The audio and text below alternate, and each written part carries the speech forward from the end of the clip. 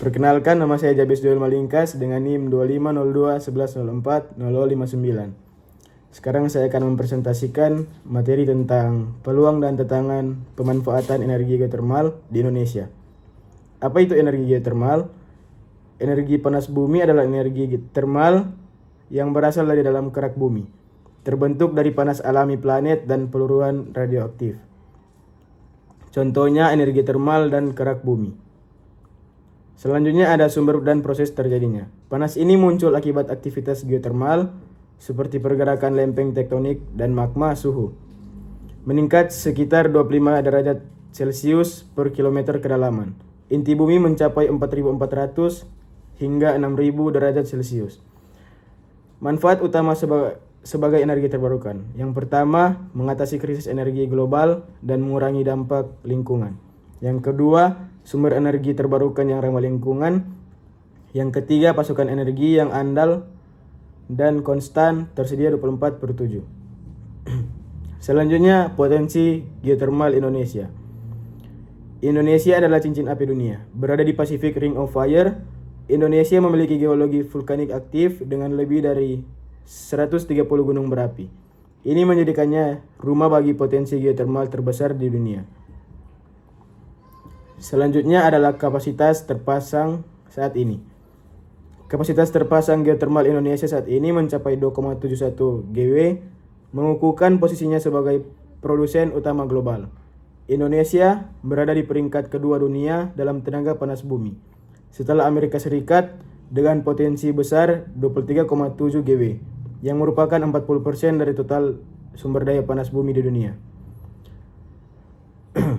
Proyek PLTP unggulan yang beroperasi, yang pertama PGE Lahendong Unit 5 dan 6 40 MW, yang kedua PGE Tompasok Blok 40 MW.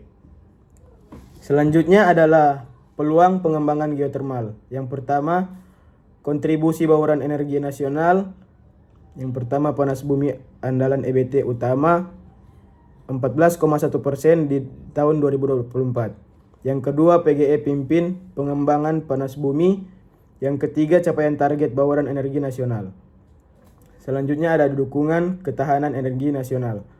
Dukungan ketahanan dan swasembada energi atau biasa disebut Astacita. Yang kedua, optimalisasi sumber daya panas bumi lokal. Dan yang ketiga, peran kunci transisi energi. Berikut ini adalah peluang pengembangan geotermal dalam ekonomi dan teknologi. Dampak pada ekonomi, yang pertama penciptaan ribuan lapangan kerja, optimasi 23,7 GW. Potensi panas bumi Indonesia dapat menciptakan ribuan pekerjaan dan dorong ekonomi lokal. Yang kedua, pengembangan industri pendukung, memicu pertumbuhan sektor pendukung dan rantai pasok lokal yang kuat. Dan yang ketiga, peluang investasi dan kemitraan, menarik investasi signifikan dan membentuk kemitraan strategis untuk proyek energi bersih. Inovasi teknologi, yang pertama optimalisasi potensi. Hanya sekitar 10% dari 24 GW potensi geotermal Indonesia saat ini dimanfaatkan. Yang kedua, kebutuhan inovasi. Teknologi canggih diperlukan untuk eksplorasi, pemanfaatan, dan proses yang lebih ramah lingkungan. Yang ketiga, terobosan global. Teknologi baru mampu mengurangi biaya dan mendorong pengembangan proyek geotermal secara signifikan. Berikut inilah tantangan-tantangan pengembangan geotermal dalam teknis dan keuangan. Kendala eksplorasi, risiko dan biaya awal tinggi. Eksplorasi panas bumi adalah tahap krusial namun berisiko tinggi. Kurangnya informasi bawah permukaan menyebabkan ketidakpastian proyek, yaitu pertama, risiko kegagalan pengeboran yang tinggi. Yang kedua, membutuhkan investasi awal yang sangat besar. Yang ketiga, proses perizinan yang memakan waktu lama. Dan yang keempat, potensi masalah sosial di lokasi eksplorasi. Selanjutnya ada aspek keuangan, investasi besar dan jangka panjang. Pengembangan geotermal membutuhkan investasi modal sangat besar dengan pengembalian jangka panjang, seringkali lebih mahal dibanding negara lain. Total investasi 10 tahun terakhir mencapai 8,7 miliar US dollar atau sekitar 133 triliun rupiah.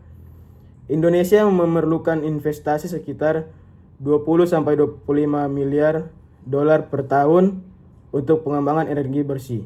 Pemerintah melakukan pengeboran awal di 20 area geothermal sekitar tahun 2020 sampai 2024 untuk mengurangi risiko dan menarik investor. Selanjutnya ada tantangan pengembangan geothermal dalam non-teknis. Yang pertama, tata ruang dan perizinan. Yang kedua, infrastruktur penunjang. Yang ketiga, dampak sosial dan lingkungan. Dan yang keempat, kapasitas SDM terampil. Studi kasus proyek geothermal sukses. PLTP Kamojang Unit 5 30 MW. PLTP Kamojang di Garut, Jawa Barat, area tertua PGE Unit 5 berkapasitas 30 MW. Meningkatkan ketahanan energi nasional. Total 5 unit 235 MW terpasang. Pembangkit ini adalah yang pertama di Asia Tenggara mampu memproduksi hidrogen hijau, menandai inovasi energi masa depan. Pada tahun 1974 eksplorasi dimulai, 1983 unit 1 komersial, unit 5 turnaround selesai 6 hari lebih cepat. Proyek PLTP Sarula, Sumatera Utara. Terletak di Kabupaten Tapanuli Utara, Sumatera Utara, PLTP Sarulia adalah salah satu pembangkit panas bumi terbesar di dunia. Proyek ini menunjukkan potensi besar Indonesia dalam energi terbarukan, menarik partisipasi dari perusahaan global seperti Inpex. Maret 2017, unit 1 beroperasi. Oktober 2017, unit 2 beroperasi. Maret 2018, unit 3 beroperasi. Studi kasus proyek dalam pembangunan dan perencanaan, yaitu pertama proyek baru dikembangkan, yang kedua WKP dan PSPE akan dilelang, yang ketiga peran pemerintah, dan yang keempat potensi eksplorasi baru. Selanjutnya ada kebijakan pemerintah dan dukungan regulasi. Yang pertama kerangka regulasi dan perundang-undangan, yang kedua insentif dan komitmen pemerintah. Selanjutnya ada strategi peningkatan kapasitas geothermal. Yang pertama adalah percepatan eksplorasi, yang kedua pendanaan inovatif, yang ketiga penyederhanaan perizinan, dan yang keempat peningkatan SDM dan teknologi. Inovasi dan prospek masa depan. Yang pertama teknologi geothermal lanjutan, yang kedua peran riset dan pengembangan, yang ketiga model bisnis dan kemitraan baru, dan yang keempat integrasi energi terbarukan lain. Sinergi multi pihak untuk pengembangan berkelanjutan. Yang pertama adalah kolaborasi multi aktor, yang kedua dukungan keuangan global, yang ketiga peran masyarakat lokal, dan yang keempat ekosistem geothermal kuat. Jadi kesimpulan dan rekomendasi, ringkasan potensi besar.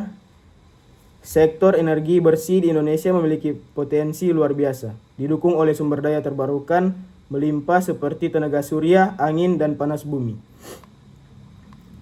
Tantangan utama, yang pertama infrastruktur yang belum memadai, yang kedua kendala regulasi dan perizinan, yang ketiga keterbatasan pendanaan awal. Langkah-langkah strategis. Yang pertama, penguatan kerangka regulasi dan insentif, yang kedua investasi dalam infrastruktur, transmisi dan distribusi, yang ketiga peningkatan kapasitas SDM dan teknologi lokal.